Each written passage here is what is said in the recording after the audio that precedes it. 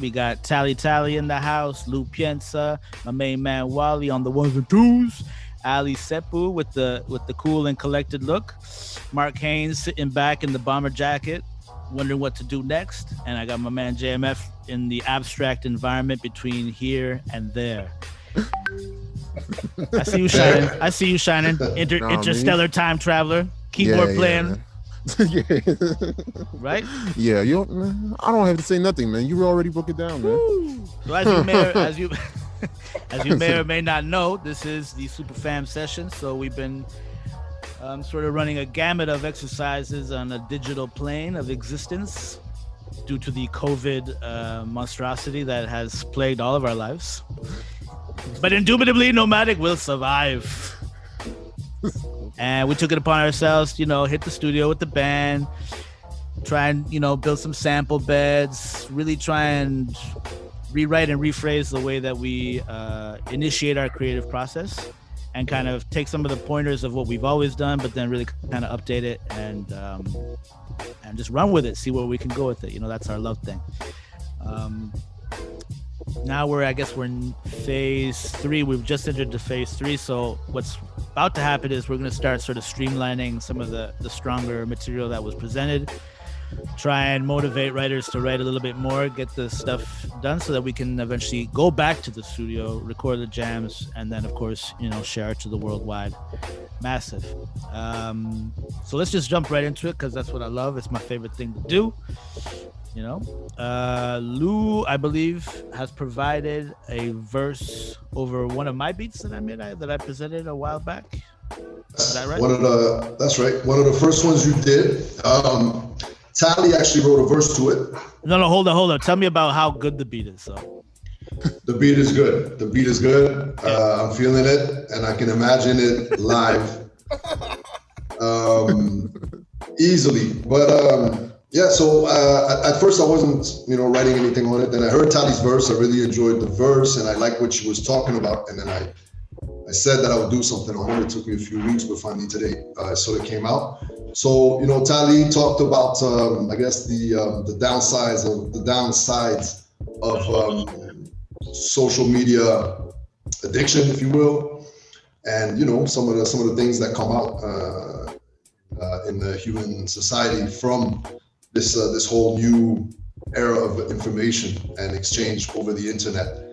My verse touches upon the same thing, but I sort of I acted as if I was a character who I feel represents a lot of the things we're seeing online right now. I think COVID enhanced, obviously, people's addictions to social media. It also enhanced visibility for a lot of people who are way more online than they used to be, and get their message across in an even more efficient way.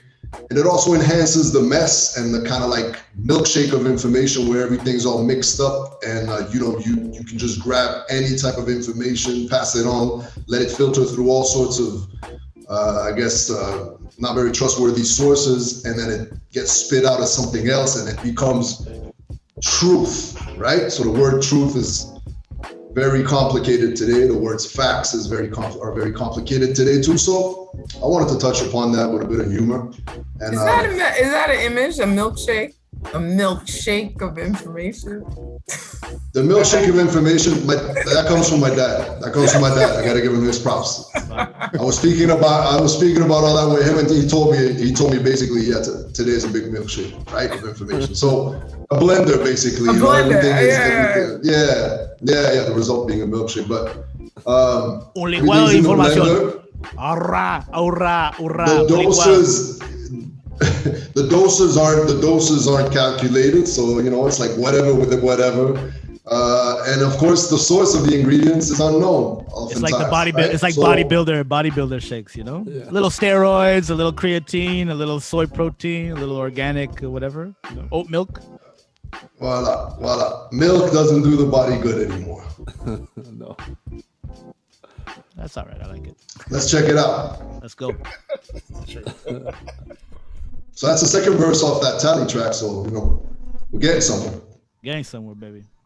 Let's move it.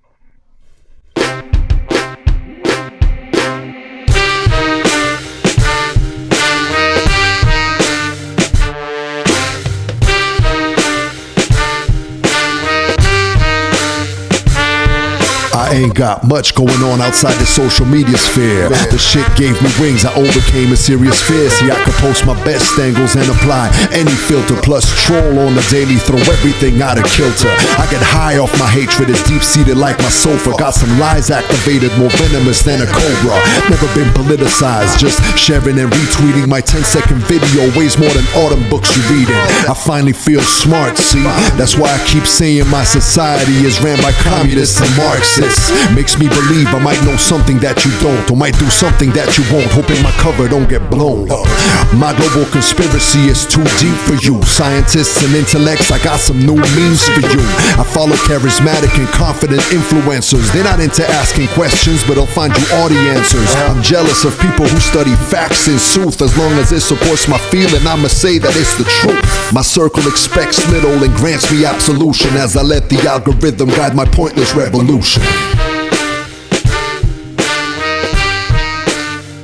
Woo!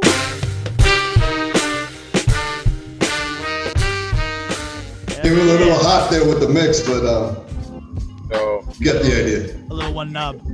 Yeah. Yeah, dope. Yeah. Oh. Sick. That was dope. I like the personification. You know what I mean? Putting yourself in the shoes of that YouTube commentator that trolls you every day. You know. Right. Watch this guy destroy these liberals. Watch this guy argue and destroy the feminist argument. You'll never guess what he says next. Oh, I hate those guys. Hate those edits. You know? Yeah. Clickbait. Watch out for that clickbait. Moral of the story, kiddies. Yeah. Right now, last but not least, or not even last but not least. Sorry, second up. Second. We got my main man Wally. You're gonna spit a verse, I believe. I'm looking forward to that. Creole, English, French. What you got? What you got cooking? It's in English. Okay. I did it over what you call it, one of GM's beat.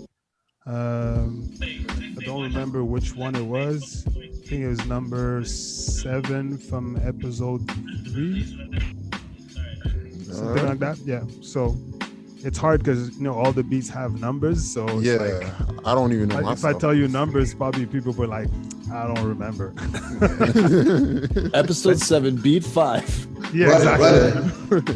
It's like the streets in New York, Yeah, See exactly. me at the 144 and 52nd Street. 52nd, You'll be like, yeah, I'll be there right there in a second. 90-minute like excursion. But I just wrote a relaxed verse about where my mind was at today.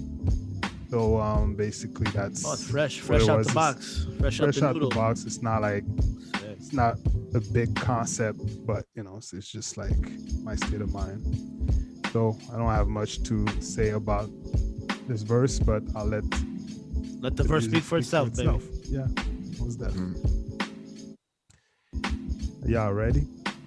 Yeah. Yeah. We ready. We ready.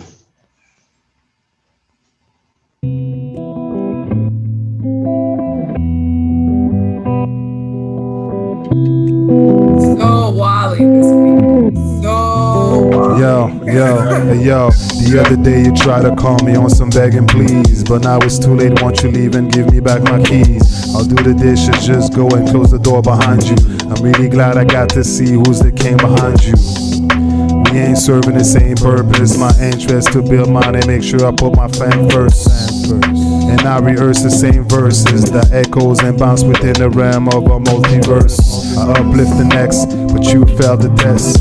All to please this person who tells you when to eat or when to sleep. You should have chose wisely instead of repeating the same lies that brought this chaos. I'm bringing order in, cleaning dirty bins and giving space to affirmations. I moved out of the plantation. This cabin is clear. Let's start this new rotation. That's it. Nice. Where's the fade out at the end, man? I like that. I'll do the dirty dishes, just like get that out of here. I like that was a good image. Pretty much that's what it is. Don't worry, I got it. Yeah, there was no fade out because I decided to keep the beat as it was, as JM gave it. Basically it was like 16 bars with an intro. That's it. So No, Yeah, but who's I the mean, fade out? I did it that way because I was just like thinking about the stream. I'm just like, okay, let's play for like 1 minute. I kind of thought about it like the loop session where it's just like, okay, you play the beat in that amount of time, so you let everybody else play their stuff. But I'm definitely gonna sequence it a little bit more for Sube that for us. yeah, for rappers. Nothing. It's very nice. I like it a lot. Yes. Yeah, very It's Very. had fun writing on it. mystique. And then Tally's like, so Wally. Yeah. The beginning. As soon the as I beginning. heard that, I forgot. I didn't remember hearing. I don't think I heard that beat before, but as soon as the guitar came in, I was like, "Of course, Wally wrote to this." It's hilarious. It's like a backwards It's actually video. a good beat. Yeah, Good flip on this one. Like it a yeah, lot. a little bit of reverse, evil stuff. Yeah. You know. That sounds good. A little hatred in it. But yeah, you're right, Lou. Should have been a fade out. It would probably be smoother. So dry. But you're muted. Uh-oh. Can't hear you. Oh well. And the host is Mikeless. 1 2 1 2. 1, 2, Yay. 2. Yeah, something with this mic. I don't know. Anyways, whatever. Back in effect, baby.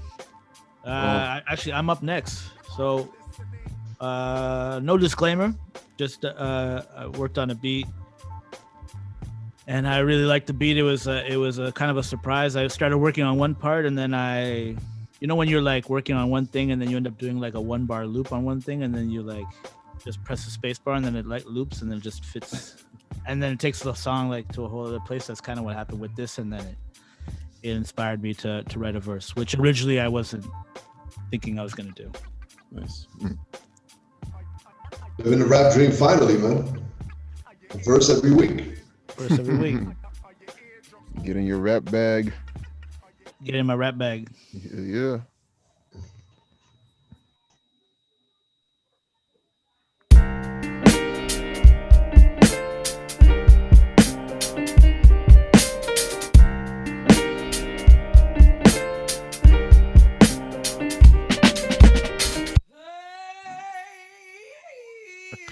My mode is massive, poppy. No cookie cutter, ain't no carbon copy. Avocado, green jalopy. Shit, the rooster cocky. Pomp and circumstance, yet the crew be motley.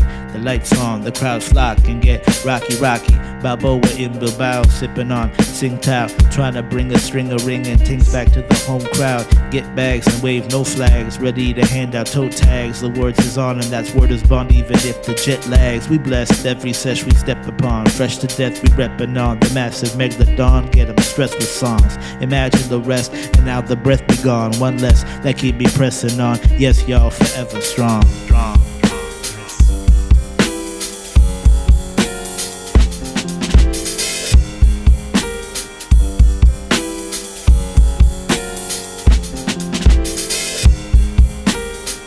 Thing.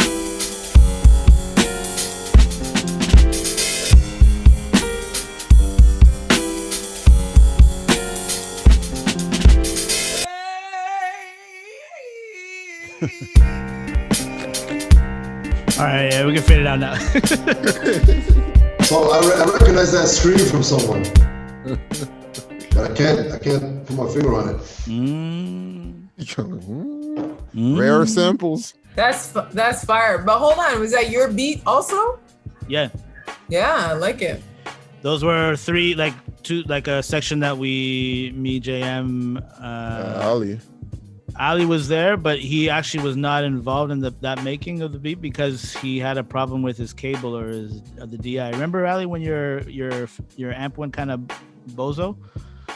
Yeah, my amp was I kind of out of whack, and then I was just like, I'm gonna just give these guys my vibes. Yes. Yeah. He waved his hands a lot. He raised his eyebrows whenever it was important. But it was They are needed. striking. It was needed. Yeah. And then, as you can see, Mark, I didn't put any bass again. I think I'm the only one consistently not putting bass lines in. So I want my flowers. I want my accolades. So hit me off, boy. All right. Next up, we have Monsieur Jean-Michel Frédéric. with some fuego. Well, we'll see. Okay, burrito. Oh. Did you say okay burrito? I Did you say? did. Oh, Oh, yeah. okay, bring it on. Yeah, you Okay, can- burritos means like bring it on. Okay, Yeah. Okay, burrito. I All guess right. so. I guess It's something a new. border guard. It's a border guard thing. Talk to us, Jam. Me? Oh, yeah.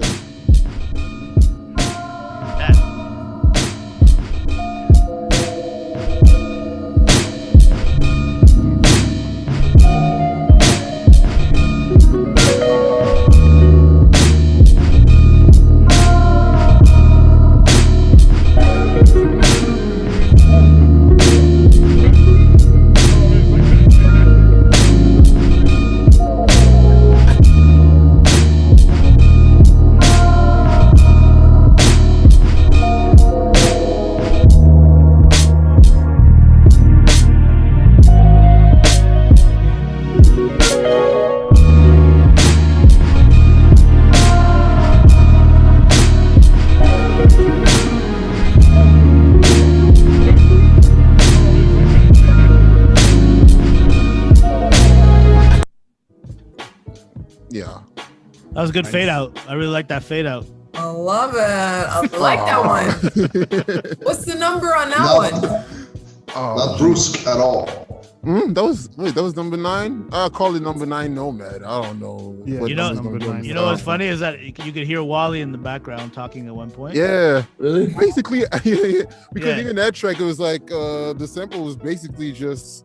Like I mean, a I riff think or something, everybody no? was kind of jamming on their own side a little bit. Yeah. So I just like kind of pitched up whatever was needed to be pitched up or pitched down and kind of made a loop out of it. Yeah, Even dope. like there's a drum break that Butter does for like a few seconds. I'm like, all right, cool. This will be the background for the drums. And Nice. kind of do a little Dope. stuff. I was kicking a verse that I wrote earlier in the pandemic. Of course, I wrote it to no beat, and that really it worked on that beat. So I'm thinking I'm gonna spice it up on that beat. Do you I like wanna that. spit- do you want to Hey. spit it live? Speaking about rap and rapidities. Yeah. Let's talk a little bit about the writing process, guys. What does it mean to you? What are you looking for? You know, what are the things that draw you to the, I mean, from our generation, the pen and pad, but now it's, you know, the notes or whatever on your keyboard or on your cell phone.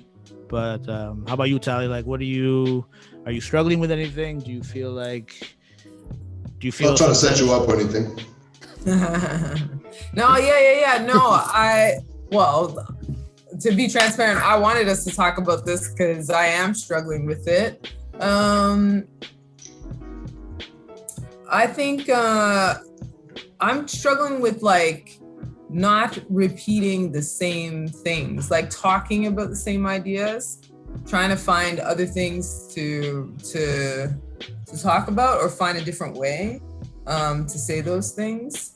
And also like Lou's been playing a lot around not always being the voice of his verse, like the verses that he's writing sometimes, like what he just did today, like being a persona, taking on a persona. I have yet to do that kind of thing. Like I'm trying to just really break down sort of what are my messages. So I'm just wanting to try to write like almost like without any, just to get back into the practice, just write whatever comes to mind that's like bars, you know? Yeah. Without necessarily having any particular theme to it. But yeah, man, I've been struggling, I guess with the pressure of like, oh, I gotta write something to these beats. And I'm really a person who's like, if I feel the beat right away, then something comes to me. But if I don't feel it, it takes me a really long time to write on something, you know? Yeah. If I write at all, because I really get driven by what I hear, like what gets me that like right away. Could I say something? Could I give you a suggestion Yeah. of what to write about? Something that I think that it personifies you in a lot of ways, but that you never talk about. Like you mentioned it in a couple of little lines every once in a while. What? Is the flyness? It's the fly shit. It's true. The fly shit. Come on, you know that you know Like how to this- wear your accessories and you Oh, got my the hairs swag. on. You want me to write some boast raps? You want me to boast? Why the fuck not? I am black girl. Okay, think twice. Well, Lou says I boast all the time because I like smile rap. Like I'm Tally smiles rap, and Tally's either smile rapping or smack you raps. Yeah. Whatever the message. She's either smacking a corporation or like, you know, the girl next door who's not acting right. Careful, 'cause we handle you. Yeah. You know, that's in the back of the head. That's a gentle. Put your mic to rest. But I was gonna say something, Tally, listening to you. That's a good bar that I wrote there. Yes. I mean, we all struggle, I think, you know. There's two things I wanted to say. One thing is, I mean, you should not write on something you don't feel. I don't think that's an exercise worth the time, you know? So you have to feel the music for sure. I think sometimes maybe we think we don't feel something and then we, you know, can come back to it, but you gotta catch that moment of feeling the music to write to it. You're really good at like writing without the music. I barely ever do that. I write a couple of ideas and stuff, but rhythm only comes once the beat comes. But what I was gonna say is what I've been doing is forcing myself to do the exercise. And what I mean by that is that take the pressure off being like the ultimate verse with the perfect writing or the perfect rhythm of everything, but just write what it's out. And I think one of the things that will help a lot is if you set up a minimal recording equipment at your house, because you can actually, what I've been doing now is I write it, but I record my first line. I'll record my first line and I listen to the first line on the beat. And I actually record piece by piece. It's an exercise, but you got to go through it and just record, you know? Because we fall into the overthinking, and, you know, truth be told, you get to a certain point in life where time becomes a bit of you have a different relationship with time. And now I always feel like if I have a moment to get creative, I got to get creative somehow. So I got to create something. And, you know, what we're showing on Friday night is not like, yo, check out my most amazing verse. Sometimes it does come out that way, maybe. But the idea is that you did something. No doubt. You're on your way. You're on your way to something, right? You're on your way to something. At least you did it, and you could come back to it. Sometimes the rhythm's dope, the lyrics aren't tight yet. You can go back to the writing. Sometimes the writing is there, but the flow, you could come back. Anyways, you know, drafting. Just do something. Drafting. Do something. Yeah. I think I've fallen out of like a practice, that's for sure. But not just like during this, just because of COVID, like for a few years now, I've fallen out of like having a routine that I'd used to, you know, take a certain amount of time just to write. And so I'm always writing under pressure. And I write in all spheres. Like I write for music, but I also write for radio. So words are constantly swimming in my head type of thing. And yeah. But yeah, man, that's what I really need to get at. I'm trying to like just be dope. But I might try that topic, try that theme that Bud is talking about a little bit more boasty. I mean, Yo, come on, yo. I don't know. I don't like to, you know what I mean? Sometimes I listen to people who are boasty, and it's like, for me, it's like, I don't mean you like, I'm the queen and I'm an empress. No. Yeah. And you're obviously not gonna mention like Gucci or Versace belts. Like we know we're beyond that, you know? Yeah. I'm talking the real fashion shit. Like I know what you you're talking about. I know that you know. You know? Okay? Word. It's with sneaks on my feet. Yeah. Word. Yeah, it's a great little thing, you know? That's cool.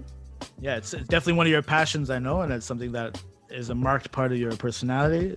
I guess It's what takes everybody's breath away when you walk into that room, Tally. They say, look at that jacket. Look how elegant she is. Remember my mom when she said her hands are so elegant because you had all the rings on. Come on, fly shit. Yeah, right? yeah. Okay. Cool. Talked about some fly shit. Okay. Yeah. What about you, Wally?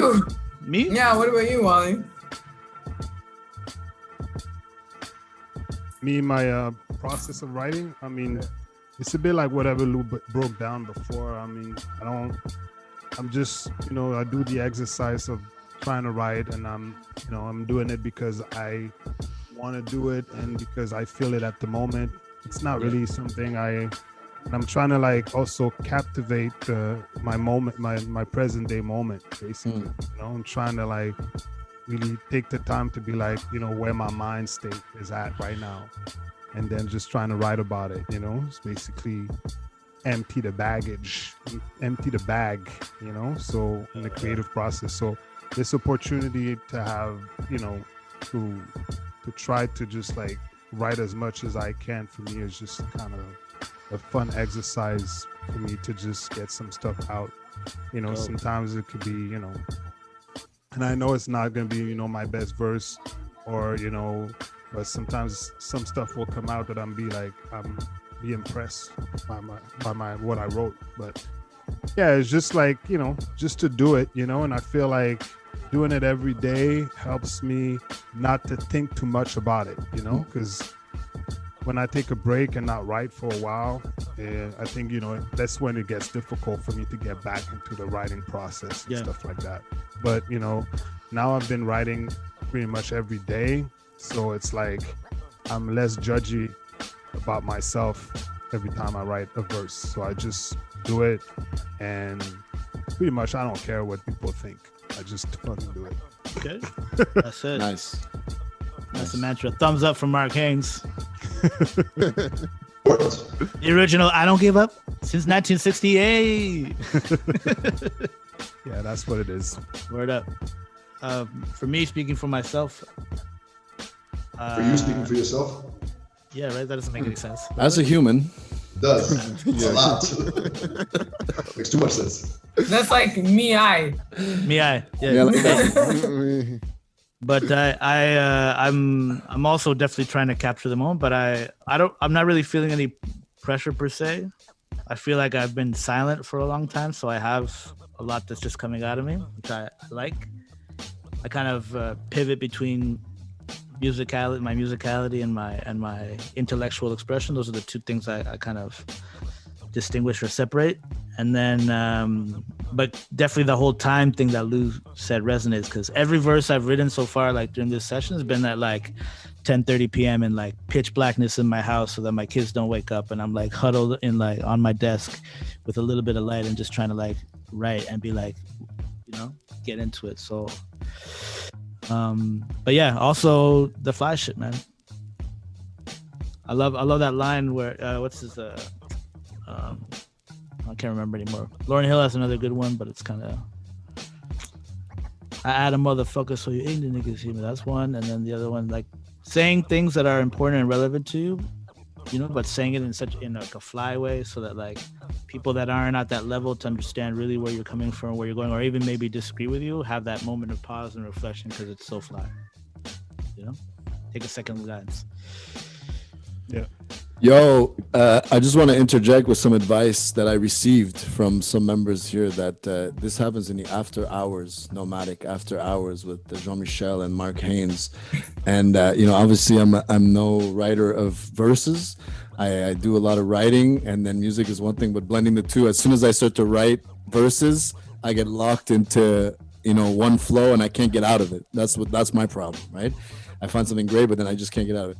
But then, talking to these guys, I want to bring back the whole advice that they were giving me about gadget addiction, which spills into this whole thing of like, once you get stuck in something that's hard, you start to think, oh yeah, okay, well maybe if I just get this other program, or if I get this other thing, and then your mind starts to wander into tomorrow. And that's something that's kind of dangerous with, like, it's because you don't want to face the crappiness of it, or the arduousness of like digging through it. So then your mind starts to wander into some promise, of something else. And so these guys schooled me really nicely, and harshly at the same time. But I tuned in for the after hours, man. This is a lot of it's great. Yeah. It's great. Well, JMF comes from the World War II generation, Yeah. That's a good one. That is a really good point. Hardest work ethic in America. Oh my. That is a good point. How many guitars do you need?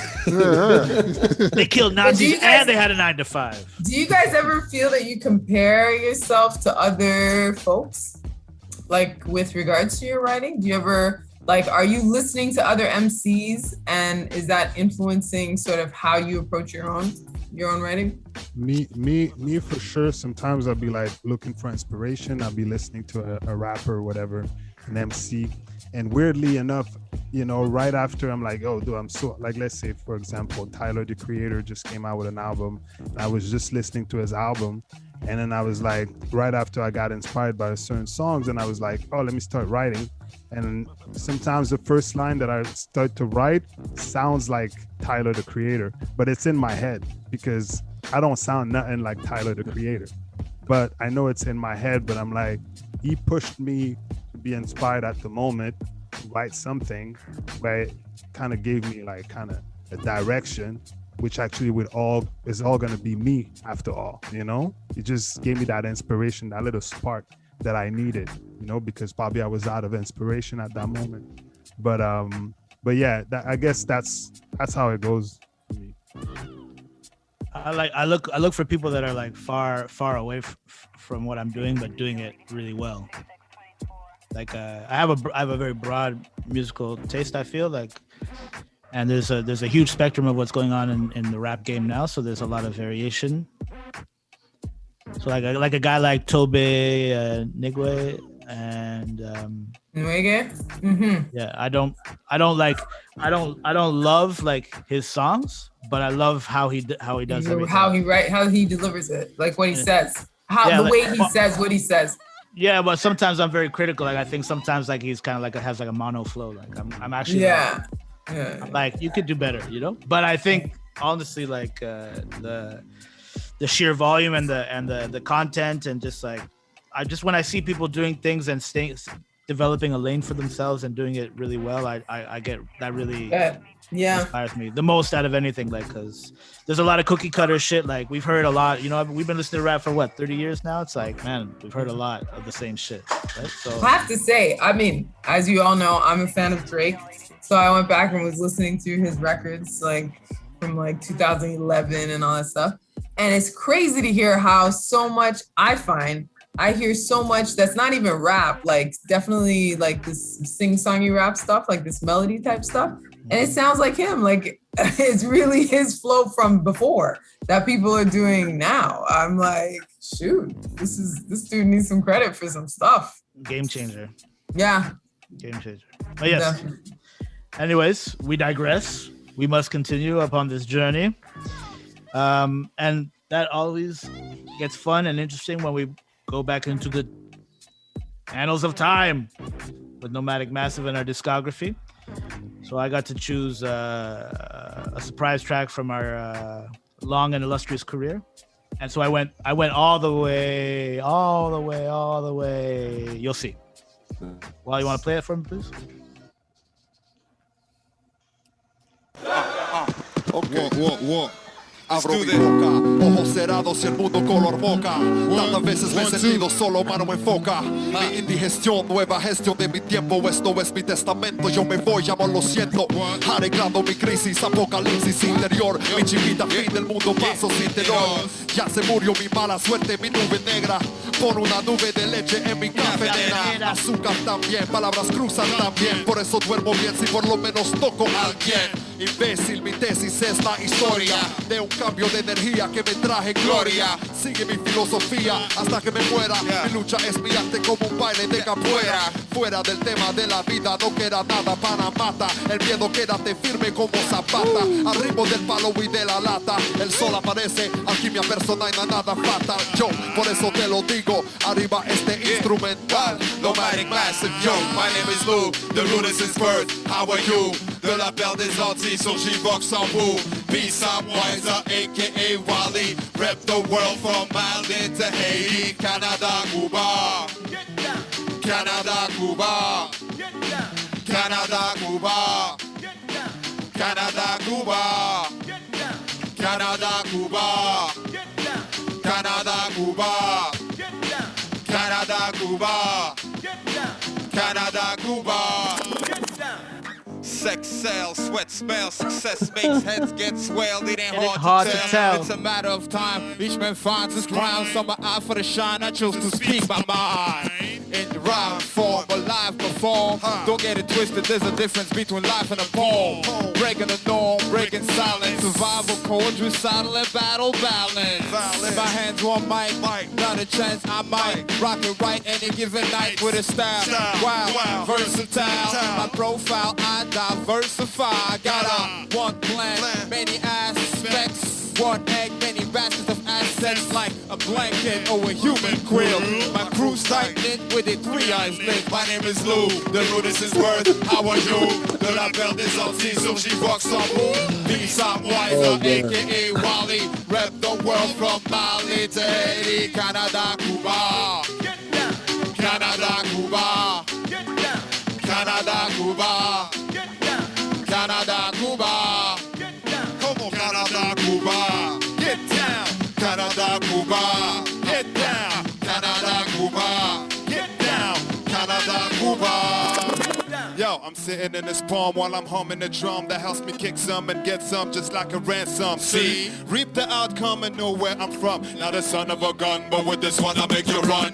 Facing difficulties, I lost my faculty. I thought this life was easy, but I guess I was dizzy. My guilt used to be as heavy as a Chevy. I couldn't levitate or so tapped into my chi. Became my worst enemy, battling me, finding ways to shut the monkey over my back. That made me act slap. What? Darkness is a place to realize potential. It is essential to find an initial point. Yo, inside your memory bank, spank it to make it work just like a tank on this field of construction.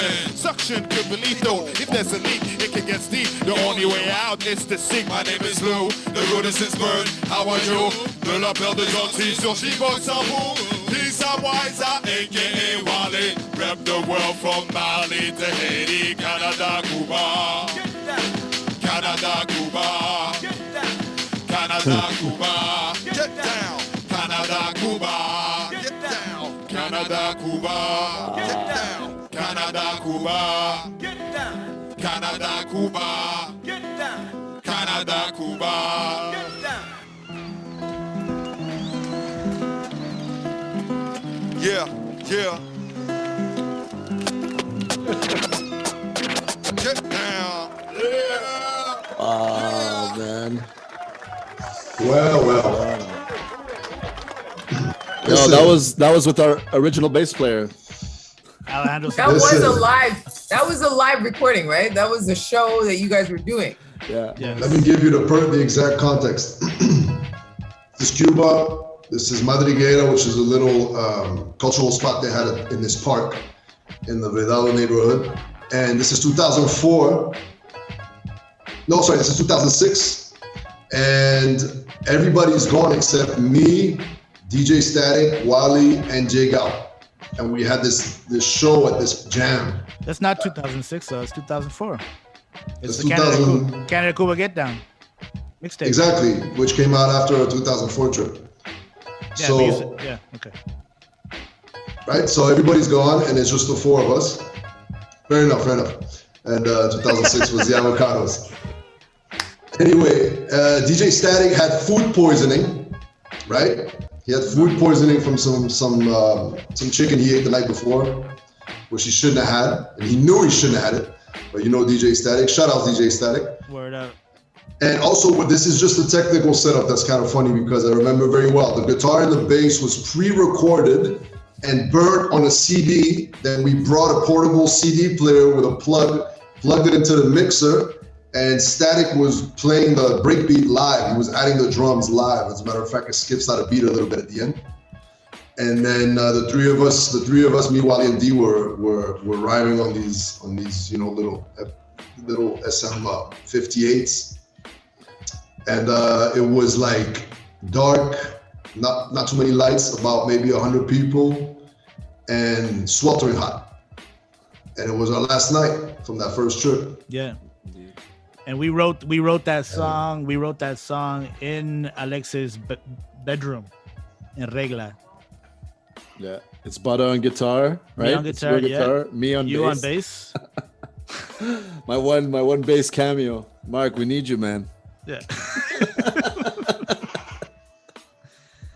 Definite legendary So song. this is- You're muted, that's- Mark, you're and- muted. Smells And that's feelings. our first posse track too, ever recorded.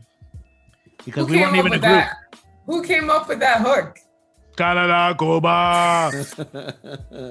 Hey, where are you guys from? Canada. Where you? And we're like, where are you from? Cuba. Oh, okay. Yeah. You do realize that it switched key at the end, right? The last chorus. We weren't worried about that. We weren't worried about that. No. And D, did you hear D singing on that new key? On the new key?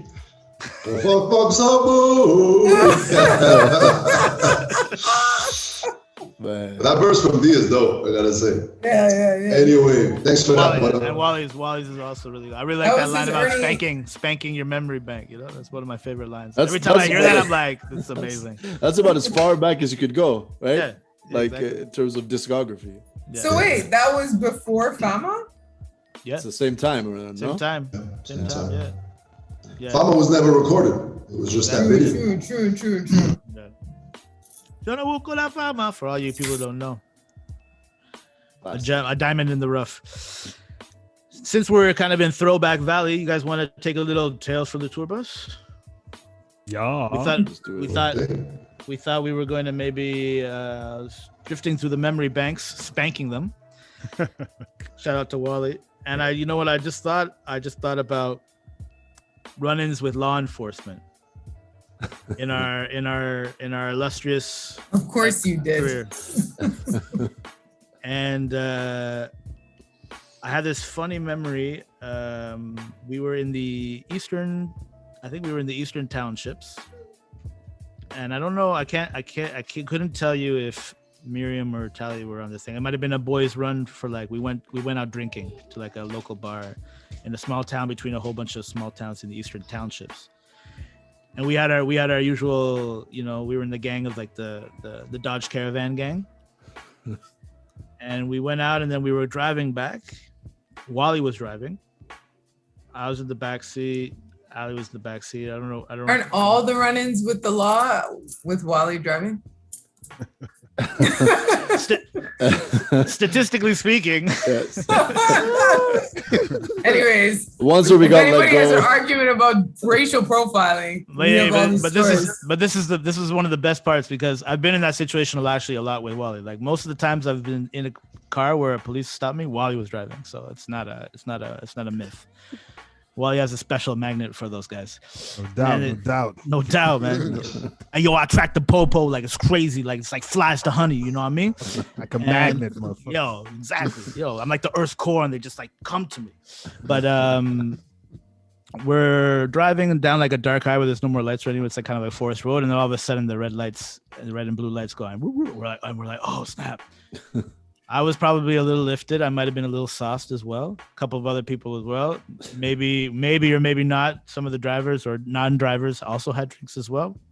Anyways, we stopped and there was a long pause. We were waiting. So we're kind of like, they have that technique where they kind of like look up the license plate and like check your whatever. And so you're like kind of sweating nervously. Anyways, they finally come, the classic two, Both sides. Yeah. The pincer movement. But luckily, like everything is faded, right? Like the windows are faded, or not faded, tinted. Thank you. Tinted. And then Wally turns down the thing, and then he just he's like, "Hello," because this is like Eastern Townships, like Sûreté Québec type vibe, right? So that Wally just like turns on his joie. Like 3000%. Hey, je sais pas, mais c'est tellement noir, je vois pas que je suis. And I was like, and I just saw like the change, the confusion. Like confusion, but then the you're not Jamaican. You're not. Who are you? Like, why? Like, I can't figure it out. And he just killed them so hard with the kindness and the joie that they just like kind of like left dumbfounded. Like they literally walked by like they had nothing left to say. They were just kind of like, okay, well, okay. Have a good night. Maybe, I don't know. So true, man. Yeah, this has always been the perfect weapon. Yeah, especially here.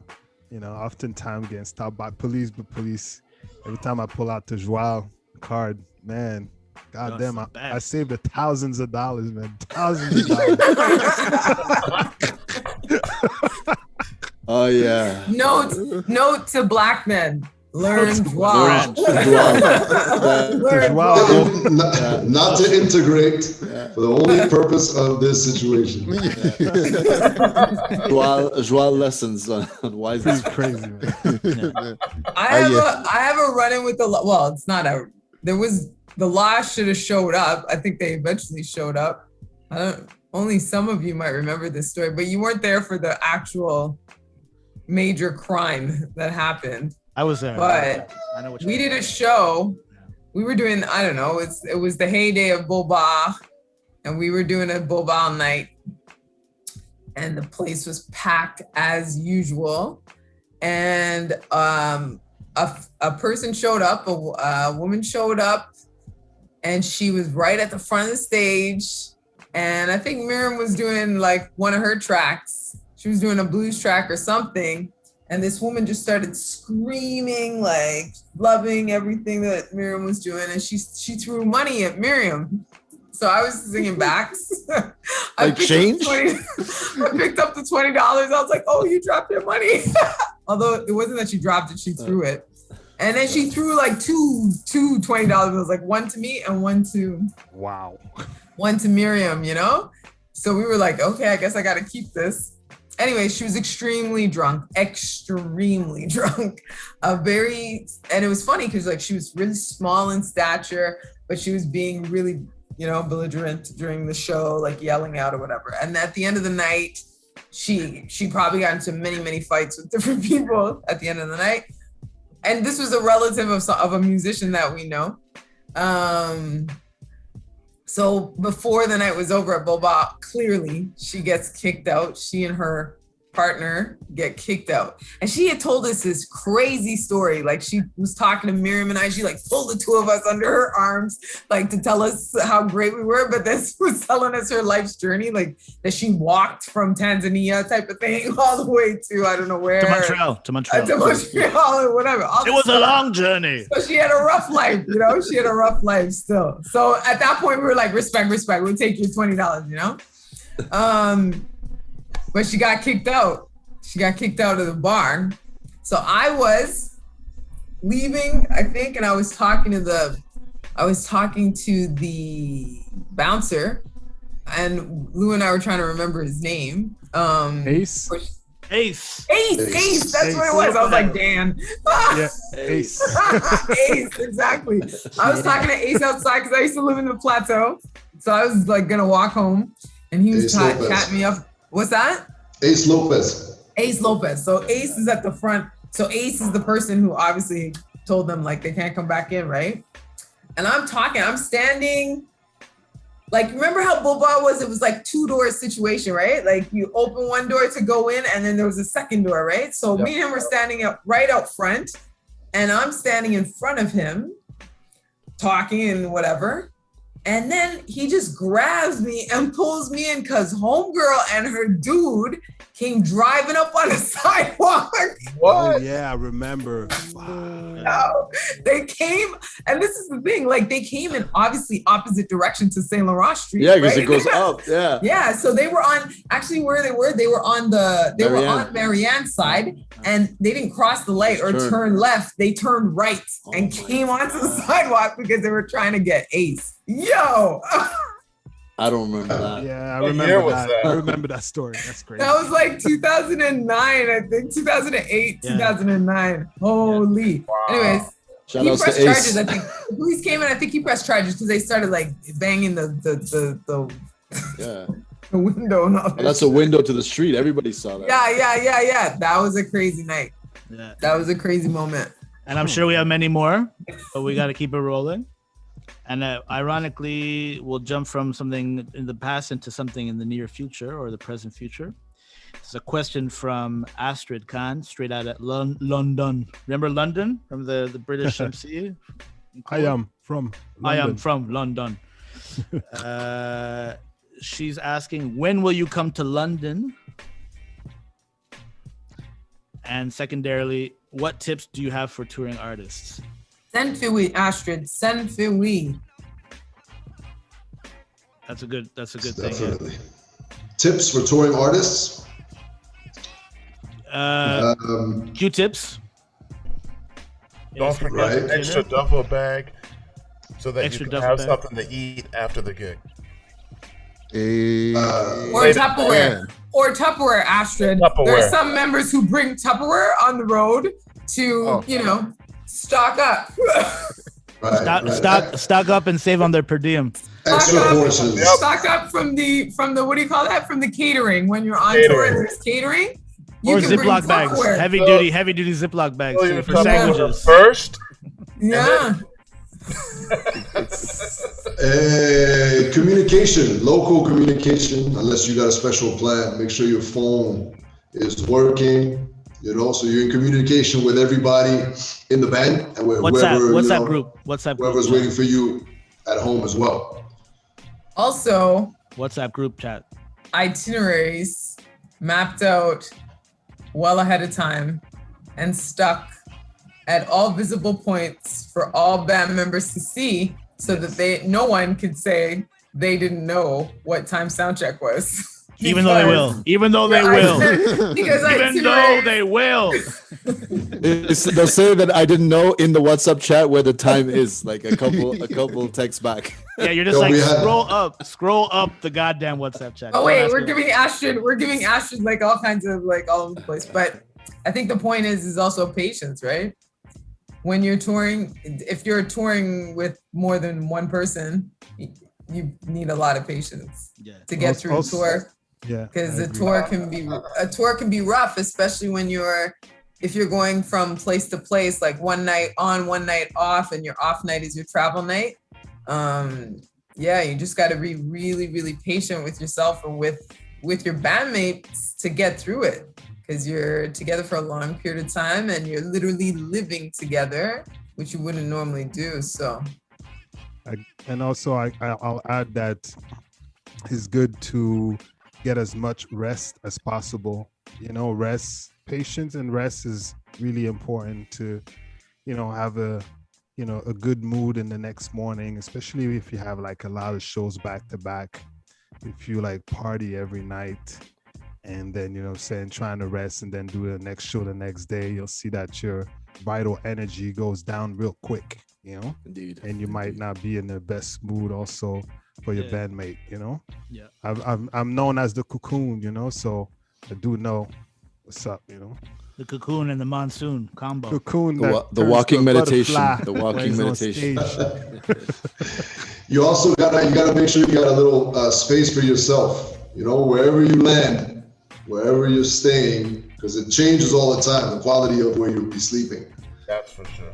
It's not necessarily regular. So wherever you land, make sure you get your little spot where you can, whatever you need to do by yourself, call whoever you need to call, spend that time so you could, come back to everybody with some positive energy too. Definitely. Yeah. Also, what about folks who bring instruments? Y'all have like some very specifics around I think those Jam things. was going to say something. Yeah. Oh, I mean, for me, I'll say it's just adapt.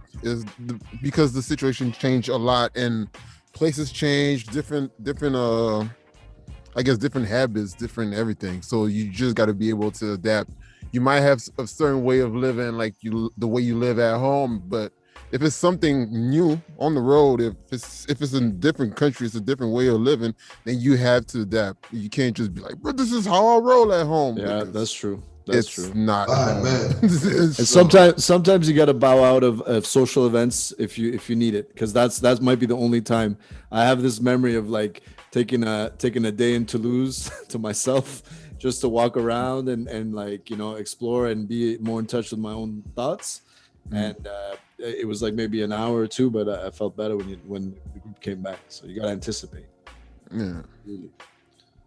But yeah, for me, just adapt. Be prepared to pay for oversized luggage if you roll with instruments. Yeah, get ready to argue.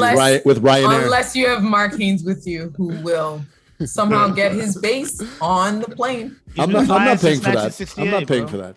That's a line. That's gonna be my next tattoo. That'll be $150. No, it won't.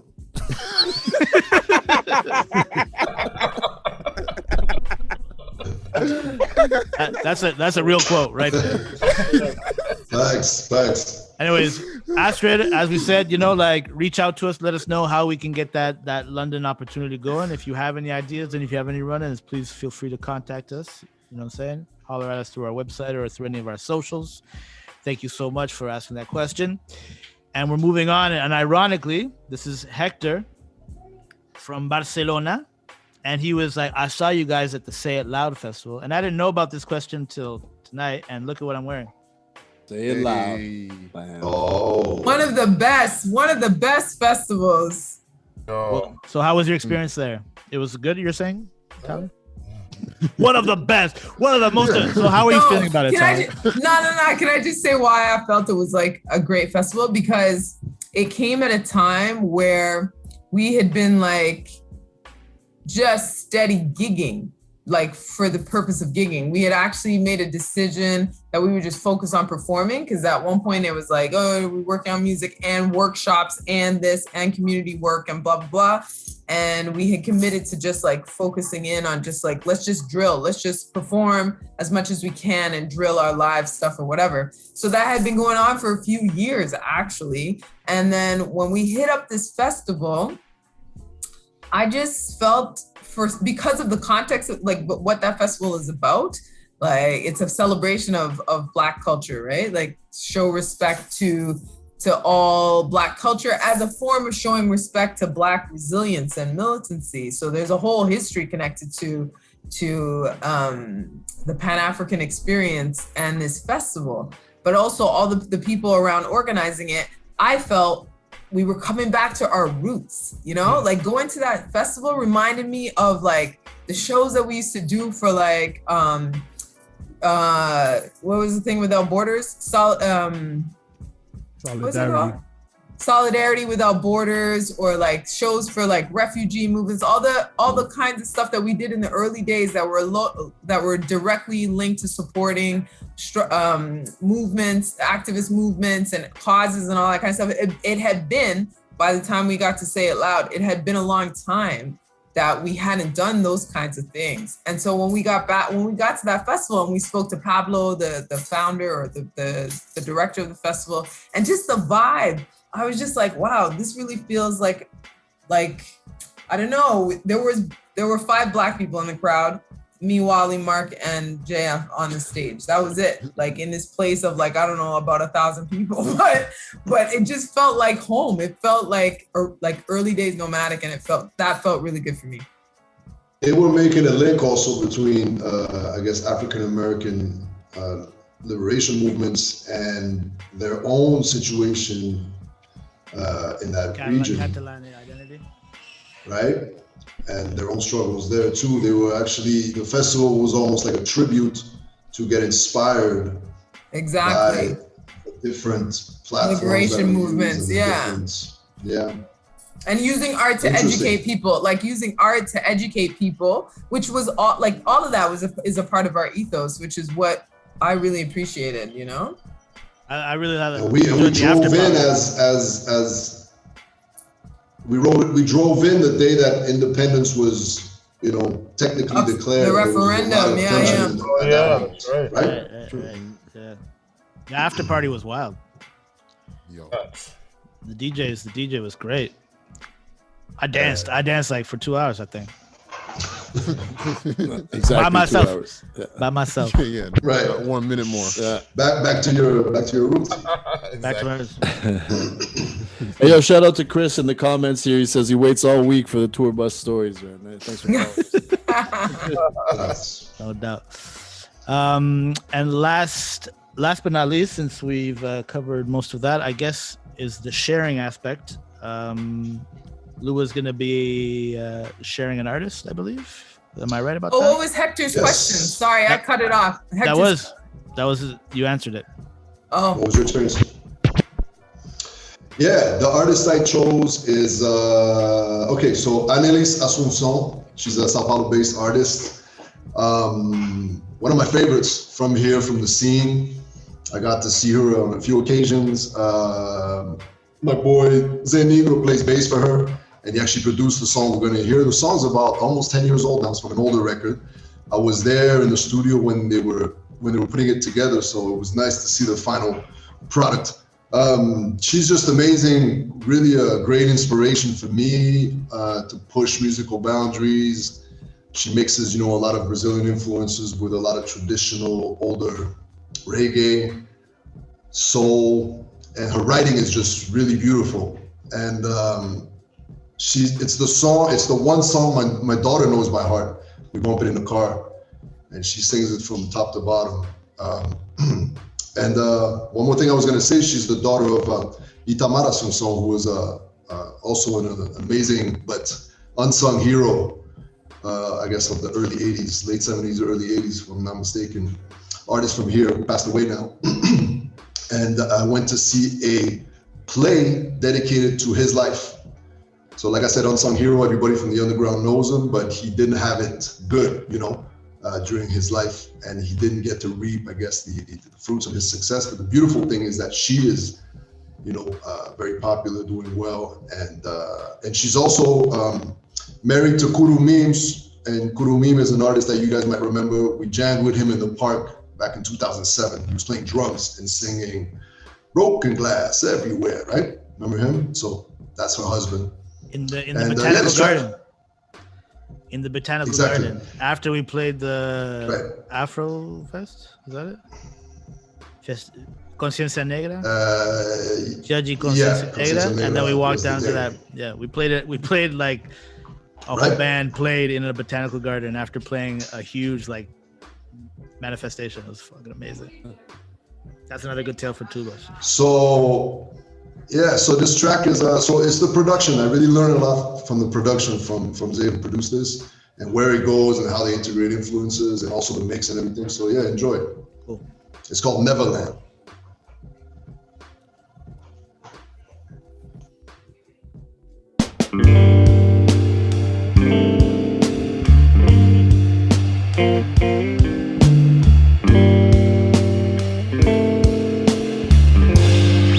A Wally track.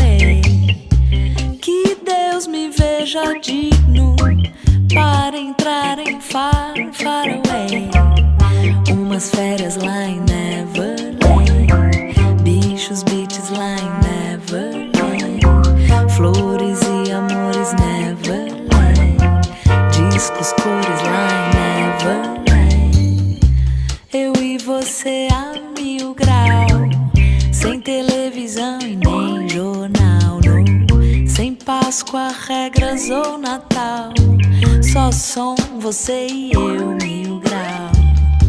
Se choro é pelo medo de nunca chegar esse dia.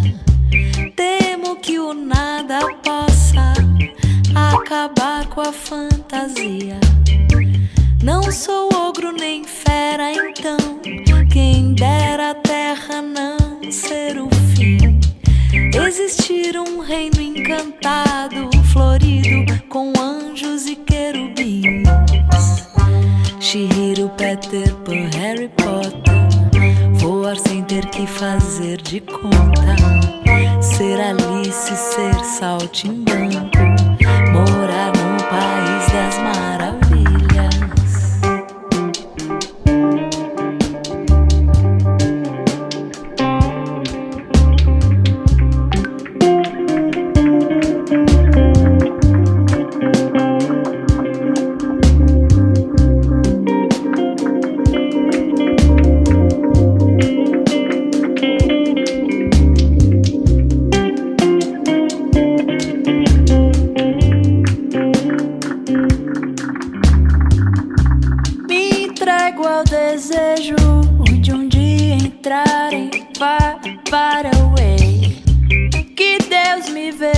Digno para entrar em far, far away.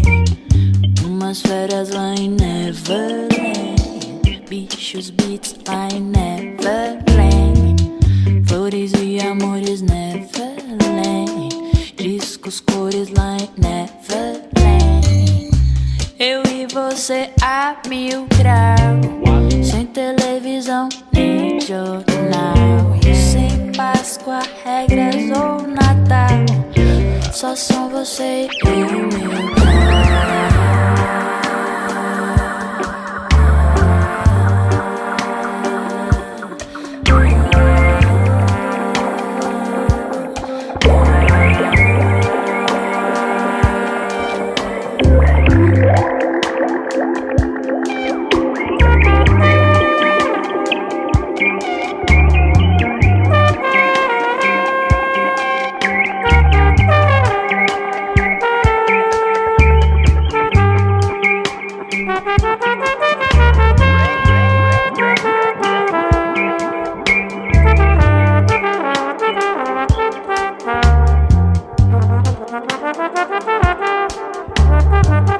Merciful Lord, teach me your love.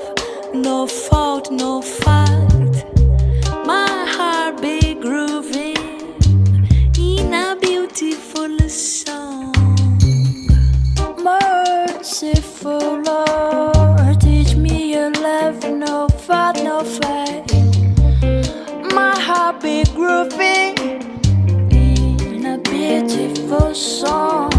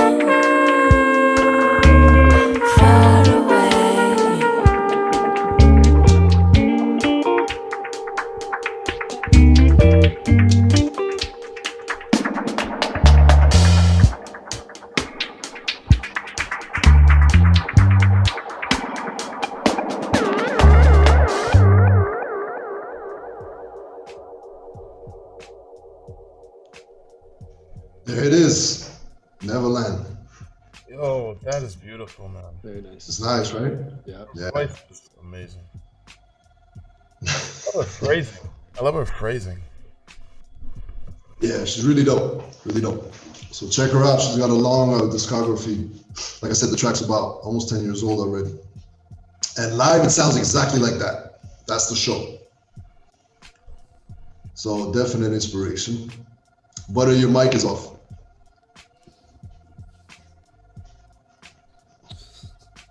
Okay, I'm back on. How you doing? What's up? No, I was saying it's so refreshing to hear music without any keyboards anymore. You know, it's really nice. How do you feel about that, Jimmy?